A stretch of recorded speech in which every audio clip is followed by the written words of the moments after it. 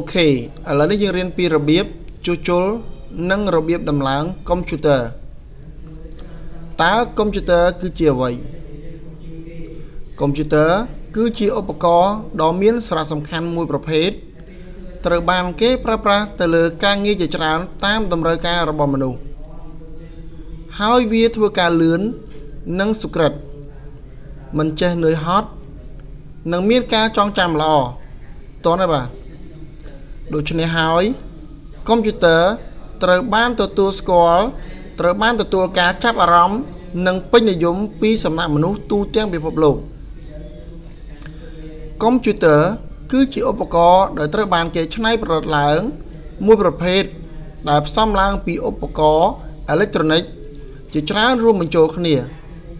និងធ្វើការរួមគ្នាដោយមានផ្នែក hardware និងផ្នែក software ហើយវាបង្ហាញពីលទ្ធផលឲ្យអ្នកប្រើប្រាស់បានដឹងតោះណាបាទនេះហៅថាកុំព្យូទ័រចឹងកុំព្យូទ័រនេះយើងអាចហៅថា personal computer ឬហៅថា PC បាទ PC ពីពេញមកវាគឺជា personal computer personal computer ចែកចេញជា4ប្រភេទគឺ desktop laptop tablet PC និង package PC តោះណាបាទអូខេឥឡូវចំណុចទី1នេះខ្ញុំលើកយក desktop មកសិក្សាទី1គឺ desktop គឺជាប្រភេទកុំព្យូទ័រដាក់លើតុមានទំហំធំល្មមមានតម្លៃថោកហើយធ្វើការយ៉ាងទូលំទូលាយកុំព្យូទ័រប្រភេទនេះច្រើនប្រើជាងគេនាពេលបច្ចុប្បន្នយើងនេះអូខេនេះគឺជារូបរាងនៃប្រភេទកុំព្យូទ័រគេហៅថា PC ជា desktop បាទវាមានចលនា LCD គេហៅថា monitor LCD ធុងនេះគេហៅថា system unit គេហៅថា CPU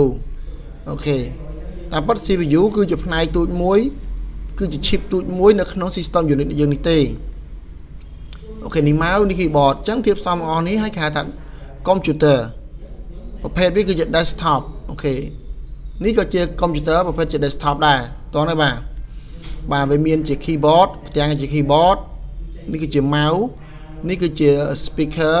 នេះគឺជាគេ earphone ឬ microphone រូបនេះដូចទូយើងអញ្ចឹងគេហៅថា monitor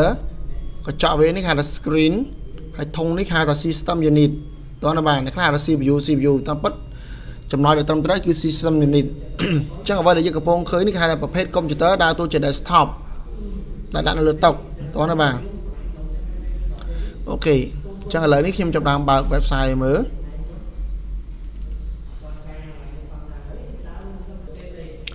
អូខេអញ្ចឹងកន្លែងនេះគឺខ្ញុំចូល Google អូខេខ្ញុំសេខខ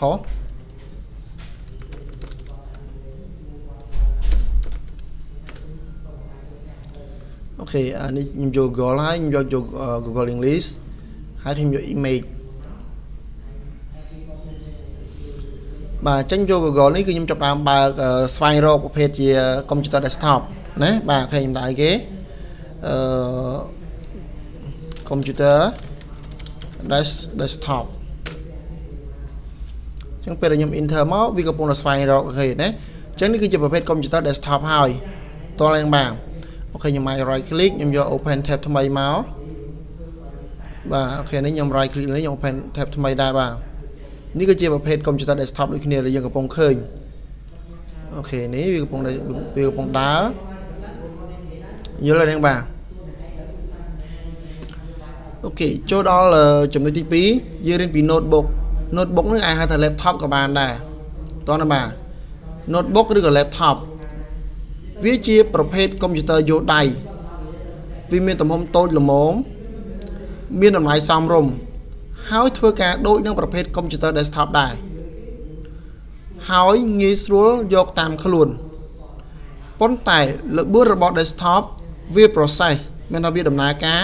លឿនជាង notebook លឿនជាង laptop តោះណាបាទអូខេនេះគឺជារូបរាងនៃប្រភេទ computer notebook ឬហៅថា laptop យើងអាចយកដៃដាក់តាមកតាទៅណាក៏បានដែរ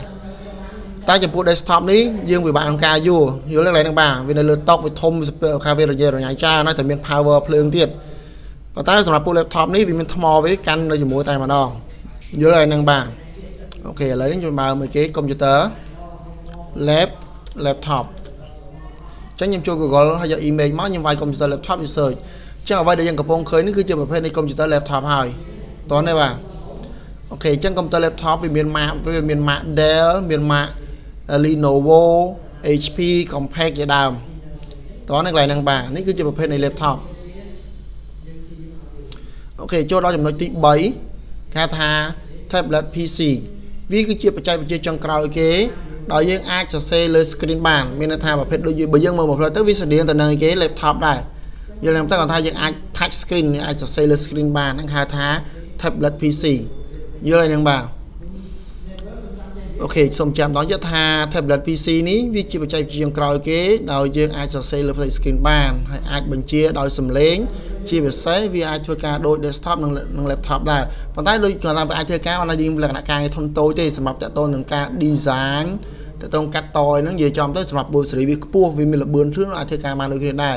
យល់នឹងប៉ុន្តែសម្រាប់ការងារការិយាល័យគេកម្រយកប្រភេទ computer tablet PC យកទៅប្រើណាគេច្រើនយក desktop ឬក៏ laptop តែម្ដងប្រើប្រាស់នៅក្នុង office ឬការិយាល័យរបស់យើងតើឡើងបាទអូខេទី4នេះហៅថា package PC វាមានទំហំតូចងាយស្រួលដាក់តាមខ្លួនភាគច្រើនយើងប្រើវាសម្រាប់កត់ត្រាការណាត់ជួបផ្ញើសារឬត្រួតពិនិត្យ email ផ្ទេរលុយតាមអ៊ីនធឺណិតលេងហ្គេមឬ play movie ជាដើមសម្រាប់ផ្នែកខាងការិយាល័យឬការងារការិយាល័យឬផ្នែកខាង design គេមិនពេញនិយមគេមិនប្រើវាទេយល់យ៉ាងព្រោះវាមានធុនតូចហើយការ design របស់យើងមើលទៅក៏វាពិបាកដែរចឹងនេះវាអាច call បានវាអាច check internet បានហើយបានយល់ហើយហ្នឹងភាគច្រើនអ្នកធំដែលមានមួយមាត់គេផ្ទេរលុយតាមហ្នឹងឬក៏ check មើល email បដិសន្ធតាមហ្នឹងដែរតោះនេះមកគេថា package PC យើងអាចសើបានគ្នាណាបាទអូខេ package PC នេះគឺប្រភេទ package PC តើនៅឡើងបាទយើងអាចសរសេរ touch screen បើយើងមើលរួចដូចជាទូរស័ព្ទដែរអូខេតើអូខេ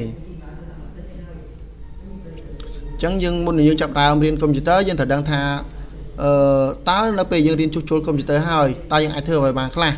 ចឹងនៅពេលដែលយើងរៀនវគ្គជួសជុលកុំព្យូទ័រនេះហើយទី1យើងអាចចេះពីរបៀបក្នុងការដំឡើងកុំព្យូទ័រ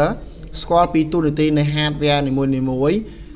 ស្គាល់ពីរោគសញ្ញាមានថាភាពខូចភាព error នៅលើកុំព្យូទ័ររបស់យើងហើយយើងចេះដោះស្រាយចំណុចដែល error ទាំងនោះតោះណាបាទយើងចេះដំឡើងកម្មវិធីដូចជាបញ្ចូល program